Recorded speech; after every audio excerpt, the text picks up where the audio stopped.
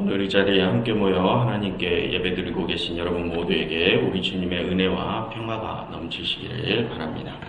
우리는 지난주에 하나님께서는 이 세상 모든 피조물들을 똑같이 사랑하신다는 것을 배웠습니다. 바다의 물고기든지 하늘의 새든지 땅의 짐승들과 기어다니는 것들이든지 그리고 우리 사람들이든지 하나님께서는 그 모든 것들을 어느 하나 하등하게 생각하지 않으시고 모두 똑같이 사랑하신다는 것을 배웠습니다.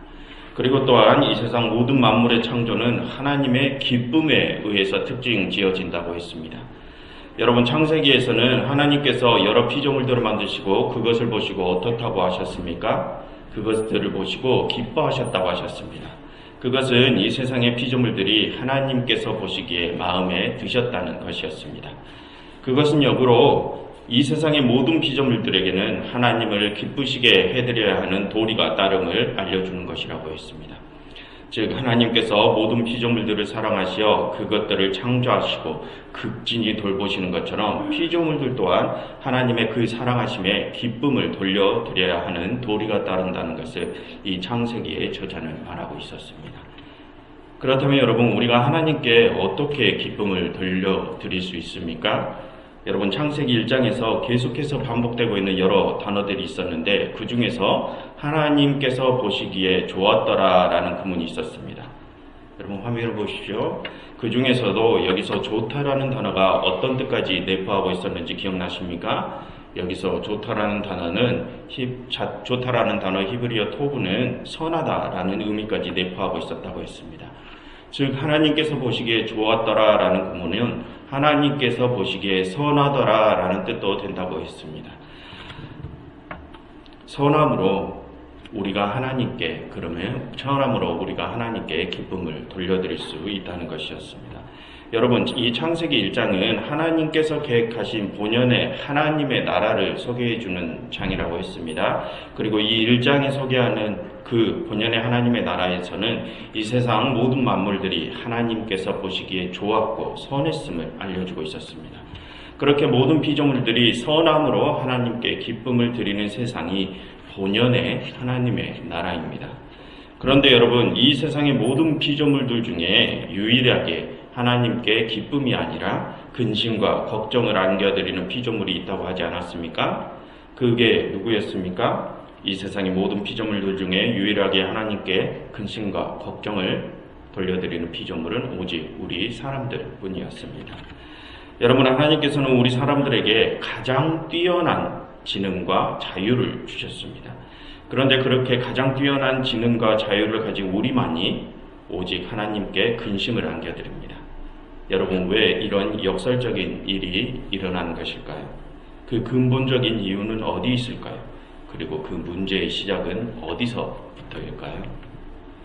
여러분, 오늘은 이 이야기를 해보려고 합니다. 이 세상의 모든 생명체 중에서 본연의 아름다운 하나님의 나라를 유일하게 일그러뜨리는 우리 그 사람들의 이야기, 그 문제의 시작에 대해서 이야기를 지금부터 시작해 보겠습니다. 여러분, 우리는 지난주에 하나님께서 이 세상에 우리 사람들을 제외한 나머지 모든 생명체와 나머지 모든 피조물을 창조하신 내용을 살펴보았습니다. 그리고 오늘의 본문은 드디어 우리 사람이 창조되었다는 이야기입니다. 26절을 보시겠습니다. 화면을 보십시오. 하나님께서 우리 형상을 따라 사람을 만드셨다고 합니다. 여러분, 여기서 저자는 하나님께 우리라는 표현을 썼습니다. 그것은 이 세상의 다른 피조물들을 관리할 수많은 관리자들을 수식해주기 위해서 그 우리라는 복수형 단어를 선택한 것입니다. 여러분, 26절 하반절을 보시면 하나님께서 무엇을 하시기 위하여 사람을 만드셨다고 하셨습니까? 그들로 바다의 물고기와 하늘의 새와 가축과 온 땅과 땅에 기는 모든 것을 다스리게 하시려고 그러려고 사람들을 만든다고 하십니다. 그럼 여러분, 이 26절 앞에 3절부터 25절까지에서는 어떤 내용이 기록되어 있었는지 기억이 나십니까? 하나님께서 사람 이외에 다른 피조물들을 창조하신 내용이 나와 있었죠. 지금 이 26절에서 언급하고 있는 바다 물고기, 하늘의 새, 땅의 생명체들을 만드셨다는 내용이 3절부터 25절에 나와 있었습니다. 즉 이 26절은 앞에 3절부터 25절에서 창조된 피조물들을 관리할 수많은 관리자들, 수많은 통치자들이 필요하다는 메시지를 주기 위해서 기록된 구절이라는 것입니다. 여러분 잠깐 다른 말씀을 드리자면, 여러분 어떤 이단 사이비 교단에서는 여기에 나오는 우리라는 표현이 뒤에 27절에 남자와 여자와 연관된 표현이라고 주장을 하는데, 그것은 이 창세기의 저자의 의도를 완전히 무시하는 것입니다. 여러분 우리가 성경을 읽을 때 중요한 것은 이 성경의 저자가 어떤 말을 하느냐, 그것이 중요하다고 하지 않았습니까? 우리가 어떻게 생각하느냐가 아니라 이 성경이 무슨 말을 하고자 하느냐, 이것이 중요하다고 했습니다. 즉 우리가 성경을 읽으면서 생각해야 할 것은 우리의 생각이 아니라 저자의 의도와 하나님의 뜻이라는 것입니다. 그럼 여러분 여기서 저자가 왜 하나님께 우리라는 표현을 붙였느냐, 이것이 중요하다는 것입니다. 그것은 방금 말씀드린 것처럼 다른 피조물들을 관리할 수많은 관리자들을 지칭해 주기 위하여 인칭의 수를 맞춰준 것입니다. 그래서 저자는 이 26절에서 우리라는 표현을 쓴 것이지, 이 26절에 우리라는 표현을 가지고 뒤에 27절에 나오는 여자와 남자를 염두에 두고 저자가 쓴 것이 아니라는 것입니다. 여러분 화면을 보십시오. 그러면 여러분 다른 많은 동식물들을 관리하기 위해서는 많은 관리자들이 필요하다는 것을 우리가 알았습니다. 그래서 저자는 우리라는 복수형 단어를 선택했습니다. 그런데 어떻게 저자는 하나님께서 복수형 단어인 우리라는 표현을, 하나님께 어떻게 복수형 단어인 우리라는 표현을 붙일 생각을 할 수 있었던 것일까요? 여러분 왜 그렇습니까? 하나님은 무소부재하신 성질을 가지고 계시기 때문입니다. 여러분 하나님께서는 어느 한 고정된 형상을 가지신 분이 아니십니다. 성경의 여기저기를 보면 때로는 하나님께서 한 명의 임금으로 묘사되기도 하지만 때로는 여러 군데의 장군들로도 묘사가 되기도 하고, 또 때로는 동시간대에 여러 곳에도 계실 수 있는 복수의 인격체로도 묘사가 되기도 합니다. 또 인격체가 아니라 영으로도 묘사가 되기도 하고 구름과 번개와 같은 우주 자체로도 묘사가 되기도 합니다. 그렇기 때문에 하나님께서는 여기도 계시고 저기도 계실 수 있는 무소부재하신 성질을 가지셨다고 하는 것입니다. 그래서 저자는 하나님께 우리라는 복수형 단어를 붙일 수 있었던 것입니다. 여러분 남성과 여성이라는 것은 육체적 제한성과 시간적 유한성을 가진 우리 피조물들의 고정된 특성입니다. 무한성을 가지신 창조주를 설명할 수 있는 특성이 아니라요. 여러분 무한성을 지니신 하나님께서는 남성성과 여성성 그 모든 성질을 가지고 계십니다. 그러나 남성성과 여성성 그 두 가지 특성만으로 하나님을 특정 지을 수는 없습니다. 하나님께서는 남성성과 여성성 뿐만이 아니라 또 다른 수없이 많은 무한한 성질들을 지니고 계신 분이십니다. 우리 피조물들처럼 어느 고정된 특성을 지니신 분이 아니시라는 것입니다. 여러분 유한하고 제한된 성질을 가진 우리의 모습으로 온 세상 모든 성질을 창조하신 하나님을 설명하려는 것은 대단히 어리석은 일입니다. 그리고 이단들의 주장을 반박할 만한 여러 증거들은 수없이 많은데 문법적인 증거, 문학적인 구조적 증거 이런 많은 증거들을 가지고 설명을 드리려고 했었는데 설교 시간에 가치없는 이단 논쟁에 시간을 할애하는 것이 무의미한 것 같아서 이 부분들은 좀 뺐습니다. 혹시 이 부분에 대해서 궁금하신 분들은 예배 후에 개인적으로 한번 여쭤보시면 될 것 같습니다. 아무튼 그렇게 하나님께서는 어느 한 고정된 형상, 한 인격체의 형상으로 특정 지어질 수 없는 분이시기 때문에 저자는 하나님께 우리라는 표현을 썼던 것이지 그것이 뒤에 27절에 남자와 여자를 지칭하기 위해서 쓴 것은 아니라는 것입니다. 그러니 이 부분을 가지고 신앙인들을 현혹시키는 이단적 유혹에 넘어가시는 일은 없으시기를 바랍니다. 여러분, 그렇다고 지금 말씀드리는 것이 하나님께 여성성이 없다고 말씀드리는 것이 아닙니다. 성경에는 하나님의 모성적인 성품, 여성의 풍부한 감성, 이러한 표현들이 여러 군데 나옵니다. 하나님께는 분명히 여성성을 가지고 계십니다. 그런데 지금 말씀드리는 것은 창세기 1장 26절, 27절에서 처럼 제한적이고 유한한 피조물인 우리 인간들의 특성을 가지고 제한이 없으시고 무한하신 창조주 하나님의 성별을 특정 지으려 하는 것은 어리석은 짓이라는 것을 말씀드리기 위함입니다. 이단에 대한 말씀을 드리느라 설명이 조금 길어졌습니다. 죄송합니다. 그럼 오늘 본론으로 들어가 보겠습니다.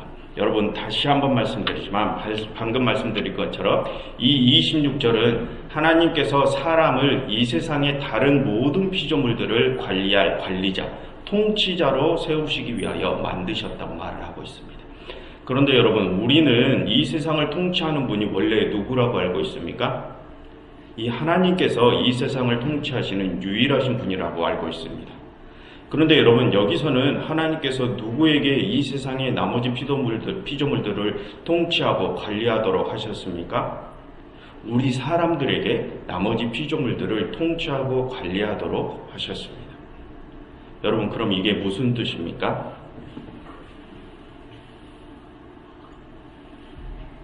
죄송합니다. 여러분, 이게 무슨 뜻입니까? 하나님께서 우리 사람들에게 당신의 통치권을 양도하셨다는 것입니다. 여러분, 하나님께서 당신의 형상을 따라 우리를 만드셨다는 말에는 당신의 통치권 또한 우리에게 함께 이전되었다는 의미도 들어있습니다.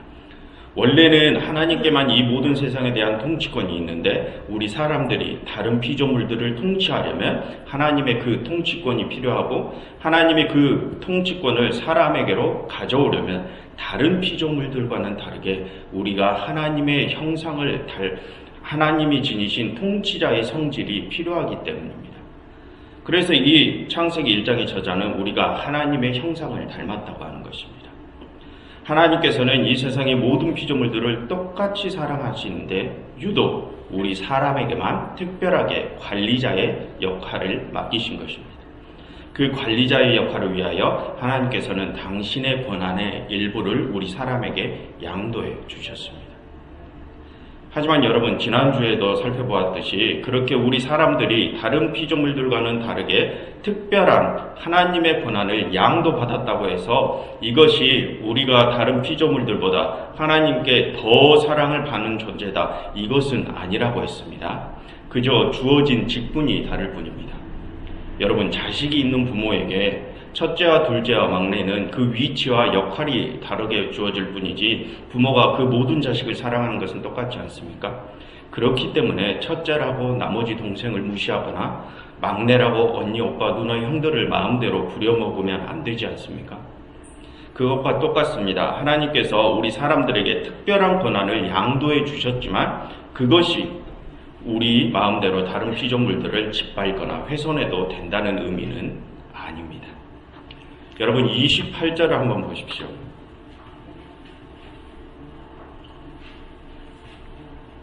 28절을 보시면 하나님께서는 사람을 만드시고 땅을 정복하고 모든 생물을 다스리라 라고 하십니다. 정복하고 다스리다. 여러분, 여기서 정복하다라는 표현은 정복하는 주도자에게 어떠한 권세가 있음을 나타내주는 표현입니다. 그리고 성경에서 다스리다라는 표현이 많이 나오는데 성경에서 다스리다라는 표현은 주로 목자와 연관성이 있는 표현입니다. 여러분, 목자가 무엇입니까? 양과 염소, 그런 짐승들을 돌보는 자가 목자 아닙니까? 그런 목자를 연상시키는 히브리어 단어가 여기 쓰이는 다스리다라는 동사입니다. 그럼 여러분, 목자를 연결시키는 단어와 권세가 있음을 연상시키는 단어를 함께 썼다는 것이 무슨 뜻입니까? 사람에게는 권세가 주어졌는데 그 권세는 목자와 같이 다스리는 권세라는 것입니다. 그런데 여러분, 사람은 누구를 닮았다고요? 하나님의 형상을 닮았다고요? 사람은 하나님께 그 권세를 물려받았다고요. 그럼 여러분, 지금 이 목자와 같은 권세는 원래 누구의 권세라는 것입니까? 하나님의 권세라는 것입니다. 즉, 원래 하나님께서는 이 세상에 대한 권세를 지니셨는데 그 권세는 이 세상 위에 군림하는 그러한 권세가 아니라 남들을 강압하고 강요하고 그들을 억지로 무릎 꿇리면서 힘으로 그들을 통치하는 그러한 권세가 아니라 목자가 양을 돌보듯이 아끼고 사랑하고 늑대가 찾아오면 자기가 대신 막아주고 양이 길을 잃으면 자기의 온몸을 던져서 그 양을 구하고 양이 아프면 그 양을 치료해주고 그렇게 목자가 양을 돌보듯이 다스리는 권세가 하나님의 권세라는 것입니다. 하나님께서는 지금 그러한 권세를 우리 사람들에게 양도해 주셨다는 것입니다. 그렇다면 여러분, 우리는 그동안 다른 피조물들에게 어떠한 권세를 사용하며 살아왔습니까? 그러한 목자와 같은 권세를 사용하였습니까? 아니면 다른 피조물들 위에 군림하는 악독한 통치자와 같은 권세를 사용하며 살아왔습니까? 아마도 지금까지의 우리의 인류의 역사를 보면 후자에 가까웠을 것입니다. 그런데 여러분, 화면을 보십시오. 그런데 여러분, 하나님께서 주신 권세대로 목자의 권세를 사용한 한 사람이 있지 않습니까? 그 사람이 누구입니까? 바로 예수 그리스도입니다. 여러분, 예수님께서는 당신께서 하나님 나라의 왕이심을 밝히셨습니다. 그것은 예수님 당신께서 하나님 나라의 주인이심을 말씀하시는 것이죠. 그렇다면 여러분, 예수 그리스도께서 이 세상에 오셔서 보여주신 주인됨의 모습이 어떤 모습이었습니까? 종됨의 모습이었습니다. 하나님의 목자상을 그대로 빼다박은 예수 그리스도, 그 예수 그리스도께서 보여주신 주인됨의 모습은 다른 이들 위에 군림하는 모습이 아니라 다른 이들의 종됨의 모습이었습니다. 예수 그리스도께서 이 세상을 다스리시는 방법은 다른 이들을 섬기는 모습이었다는 것입니다. 즉 양을 섬기는 것이 목자라는 것입니다. 여러분, 예수 그리스도께서 보여주신 이 방식이 하나님의 통치 방식입니다.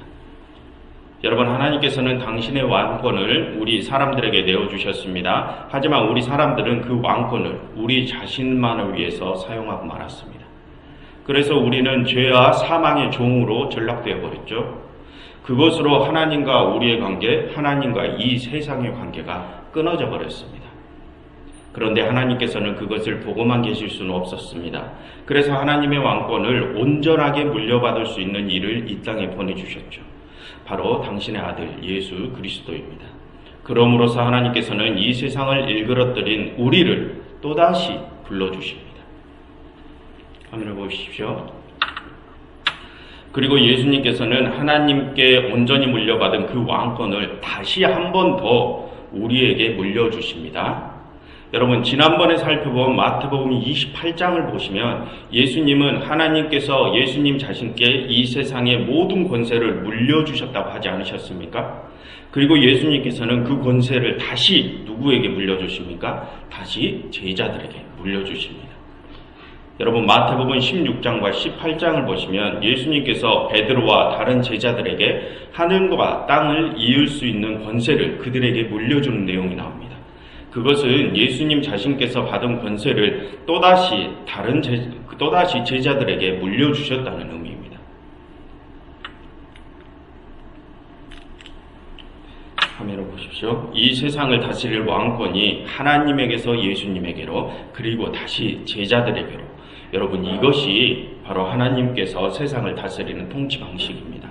자신의 왕권을 내어주는 것, 즉 자신의 것을 내어주는 방식이 하나님께서 세상을 통치하시는 방식입니다.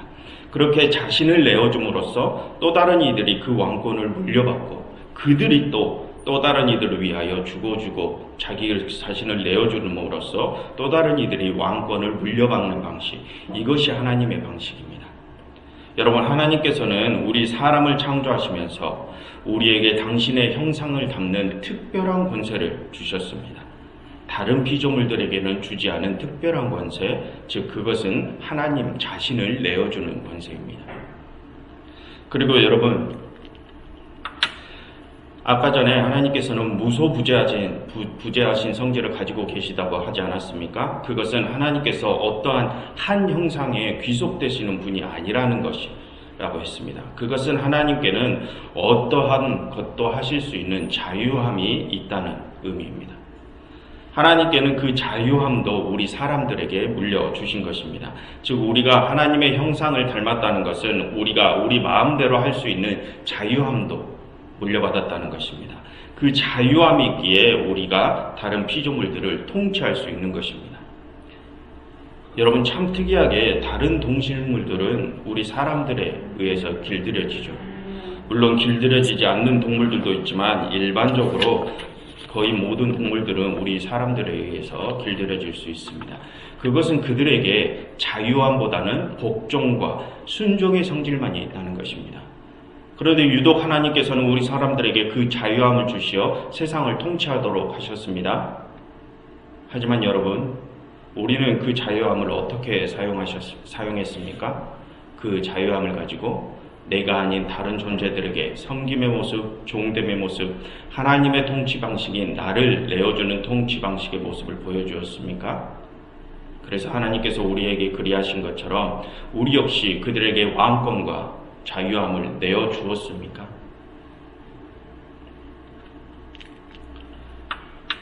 여러분 화면을 보십시오.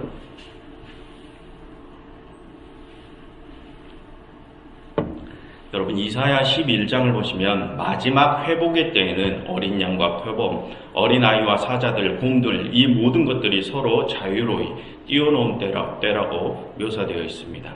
그때에는 모두가 자유함을 누린다는 상징적인 이야기죠. 그러나 여러분 아직은 이 세상의 많은 존재들이 하나님께서 주신 왕권을 물려받지 못하고 있고 온전한 자유함을 느끼지 못하고 있습니다. 여러분 그것은 지금 우리가 하나님께서 주신 자유함과 왕권을 그들에게 다른 이들에게 넘겨주지 않고 있기 때문에 그런 것은 아닐까요? 여러분 하나님께서는 우리를 그토록 사랑하시어 당신의 모든 것을 내어주시고 결국 자신의 왕권까지 내어주셨는데 우리는 그것을 내 품 안에서 움켜쥐고 이 세상 위에 군림하려 하진 않았습니까? 나 혼자 하나님께서 주시는 자유함과 왕권을 독식하려 하진 않았습니까? 그 자기중심주의, 그 이기심이 바로 이 세상을 일그러뜨리는 근본적인 악의 원인입니다. 하나님께서는 우리에게 자유와 왕권을 내어주시는 은총을 베푸셨는데 우리는 그것을 악용하여서 나만의 악한 힘으로 만들어버렸습니다. 여러분 어떤 이들은 이렇게 말합니다. 이 세상에는 죄악이 넘치고 그 죄악 때문에 억울한 일, 이해할 수 없는 이들이 넘쳐나는데 왜 하나님께서는 그것을 방관하시는 것이냐고요. 여러분 그것은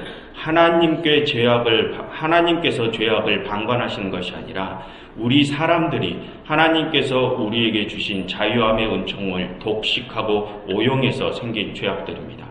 그것은 하나님께 문제의 원인과 해결책을 찾아야 하는 것이 아니라 우리 스스로에게서 그 죄악에 대한 원인과 해결책을 찾아야 한다는 것입니다. 여러분 그 원인은 바로 하나님께서 우리에게 주신 왕권과 자유권을 나 혼자 독식하려는 이기심입니다. 그것이 이 세상을 일그러뜨리는 악의 근원입니다. 그러니 그것에 대한 책임과 해결을 모두 하나님께 떠넘겨버릴 것이 아니라 우리 자신에게서 그 책임과 해결책을 찾아야 한다는 것입니다. 여러분 화면을 보십시오. 27절을 보시면 하나님께서는 당신의 형상을 따라 남자와 여자를 창조하셨다고 하십니다. 여러분 이 창세기 1장의 저작 시기가 언제라고 했습니까? 바벨론 포로기라고 했습니다. 그 시기는 남성 우월주의 사상이 지배하던 시대였습니다. 여러분 그런 시대에 창조에 대한 이야기를 하면서 여성을 언급했다는 것은 당시에는 엄청나게 파격적인 행보였습니다.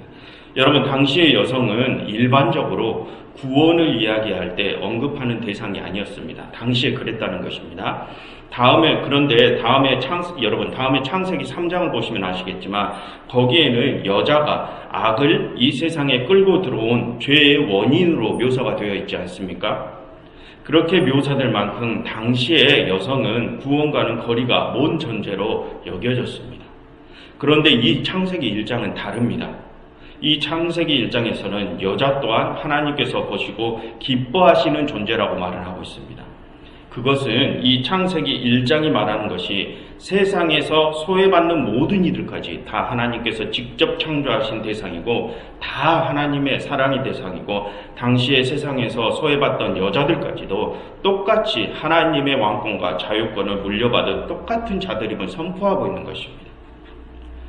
즉 여기서 저자가 하나님께서 남자와 여자를 창조하셨다라고 선포하는 것은 하나님께서는 이 세상에서 소외받는 모든 이들까지 단 한 명도 빼지 않고 그 모든 인류 공동체를 창조하시고 그 모두에게 자유권과 왕권을 주셨다는 것을 의미하는 것입니다.